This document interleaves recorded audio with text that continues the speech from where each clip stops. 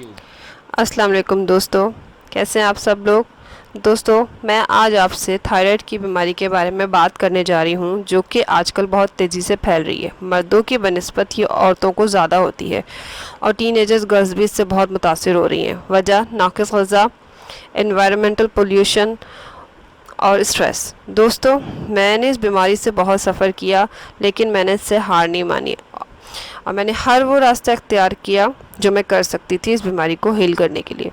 नतीजा ये निकला कि आज मैं थायराइड के मसाइल से छुटकारा हासिल कर चुकी हूँ। मेरा ये वीडियो बनाने का मकसद आप लोगों को ये बताना है कि बीमारी कोई भी हो, अगर आप इसके आगे घुटने टेक देंगे कि अब कुछ नहीं हो सकता, ऐसे ही जीना है, तो नहीं, ऐसा नहीं है। हम अपनी ज़िंदगी को बीमारी के रहमो करम पर नहीं छोड़ेंगे।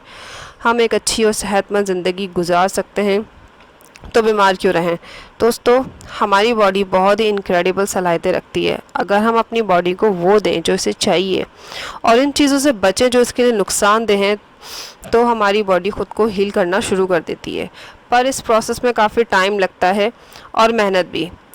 तो चलते हैं उस रास्ते की तरफ जिस रास्ते पे चलकर आप ख़ुद को हील कर सकते हैं और दोबारा अपनी ज़िंदगी को सेहतमंद बना सकते हैं। सबसे पहले आपको बताते हैं कि थायराइड क्या है। थायराइड एक ग्लैंड है।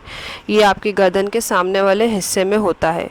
इससे थायरॉक्सिन नामी एक हार्मोन का इखराज होता है, जो कि आपके जिस्म में ग्रोथ, मेटाबॉलिज्म और डेवलपमेंट को देखता है। अगर ये हार्मोन ज़्यादा बनना शुरू हो जाए तो इसे हाइपरथायराइडिज्म कहते हैं, और अगर कम बनना शुरू हो जाए तो इसे हाइपोथायराइडिज्म कहते हैं।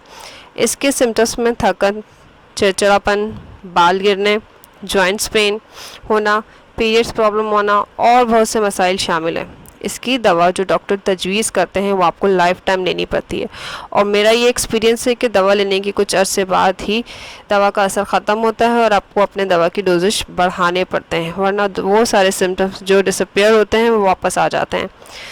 तो ज़ाहिर है मैं इस बात को लेकर काफ़ी परेशान हो गई और मैंने सोचा ये मसले का हल नहीं है। फिर मैंने होम्योपैथिक दवाइयों की तरफ रुजू किया कि होम्योपैथिक दवाओं के बारे में कहा जाता है कि ये रूट कॉजेज़ को दूर करती है।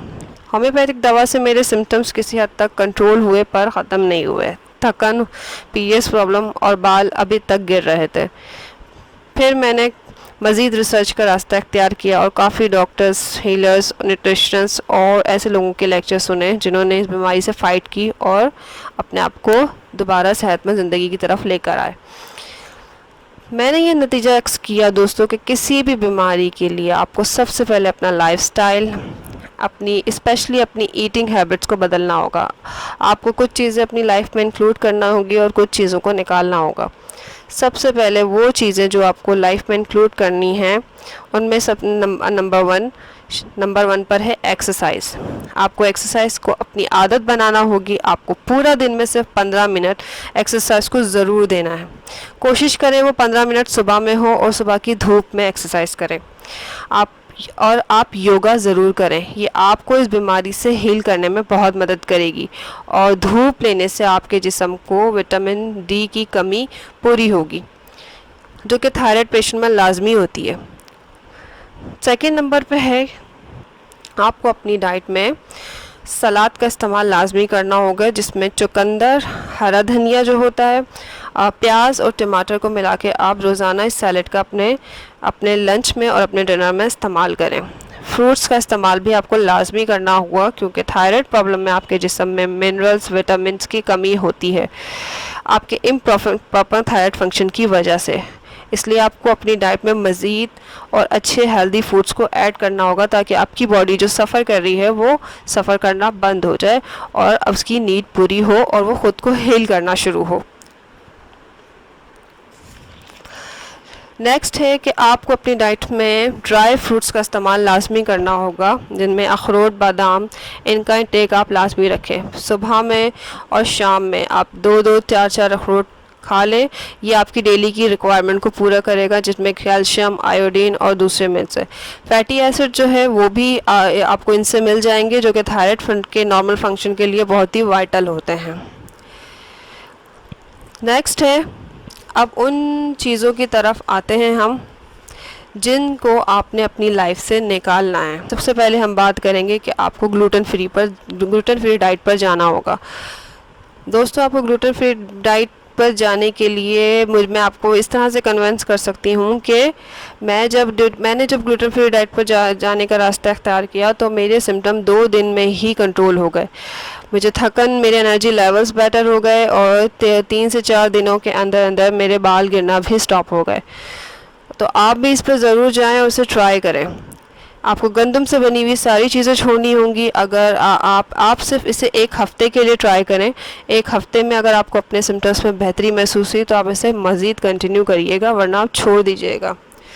ग्लूटेन फ्री जाने के लिए, डाइट पे जाने के लिए ज़रूरी नहीं है कि आप अपना चेक कराएं, कि आप ये सोचें कि आपको ग्लूटेन एलर्जी नहीं है तो आप ग्लूटेन फ्री डाइट पर क्यों जाएं। मुझे भी ग्लूटेन एलर्जी नहीं थी, लेकिन फिर भी मैं गई और मुझे इससे फ़ायदा हुआ। ग्लूटेन फ्री डाइट के लिए आपको जो है ग्लूटेन फ्री आटे का इस्तेमाल करना होगा, क्योंकि आप ज़ाहिर है गंदम की रोटी नहीं खा सकते।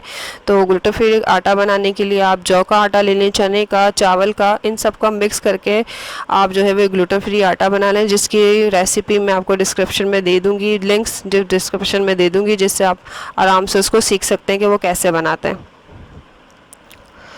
दोस्तों, मुझे मालूम है कि एक बहुत मुश्किल रास्ता है, लेकिन मैंने भी हर तरह की चीज़ें ट्राई करने के बाद ही इस रास्ते पर चलने का फ़ैसला किया और मुझे फ़ायदा हुआ। तो मैं आपको भी ये चीज़ रेकमेंड कर रही हूँ।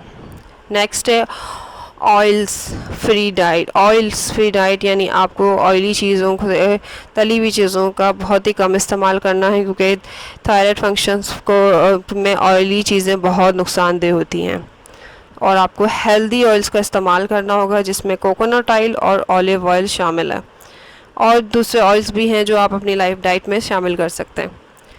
Sugar free diet.